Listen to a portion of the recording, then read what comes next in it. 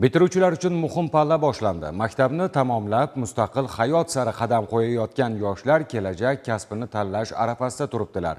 Oliy ta'lim muassasalari, texnikumlarda tashkil etilayotgan kasblar festivali, ochiq eshiklar kuni kabi tadbirlar yigit-qizlarga bu borada katta imkoniyatlar yaratmoqda. Chortoq tumani tibbiyot texnikumida kasblar festivali doirasida ochiq eshiklar kuni bo'lib o'tdi. Tadbirga hududdagi maktablarning bitiruvchilari taklif etildi. So'zga chiqqanlar bugungi kunda mehnat bozorida tibbiyot mutaxassislariga bo'lgan talab, malakali kadrlar tayyorlashning ahamiyati hamda texnikumda yaratilgan zamonaviy shart-sharoitlar haqida ta'kidladilar.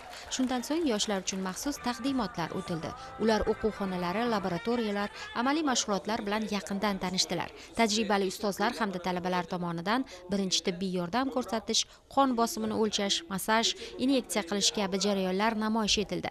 Hamshiralik ishi, feldsherlik, laboratoriya diagnostikasi, farmatsiya kabi yo'nalishlar bo'yicha ma'lumotlar berildi. Hozirgi kunda prezidentimiz tomonidan kasb mutaxassisligi juda ham katta e'tibor qaratilmoqda. Xususan, bizda yo'nalishimiz, 7 ta yo'nalishimiz bor. Hamshiralik ishi, davolash ishi, stomatologiya, farmatsiya yo'nalishlari.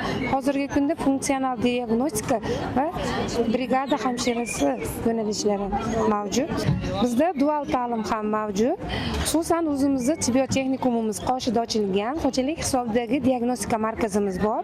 Shu yerda birgalikda dual ta'lim olib boriladi va boshqa tumanlarimiz bilan hamkorlikda dual ta'limni yo'lga qo'yganmiz hamda o'zimizda Chortoq tibbiyot birlashmamizda ham dual ta'lim mavjud. Talabalarimizga juda ham katta imkoniyatlar bermoqda. Xususan ham ish jarayoni, amaliyot va dars birgalikda olib borilmoqda.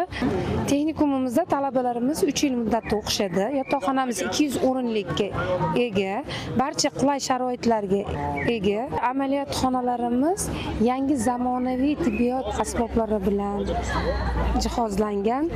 O'quvchi talabalarimiz uchun xonalarimizda yetarli amaliyot bazalarimiz bor.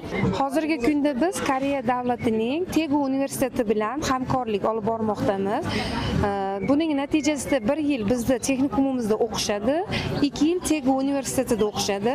Ya'ni 1+2 dasturda o'qitishga hamkorlik qildik. Ham talabalarimizga E7 ishchi vizasini beradi. Bu yil bitiruv sinf bo'lganligim sababli va tibbiyot sohasiga qiziqqanligim sababli Chortoq tumanimizdagi tibbiyot texnikumiga tashrif buyurdik. Bu yerdagi markazdagi hamma narsa, jihozlar, sinfxonalar, hamma narsa shart-sharoitlar juda ham yoqdi.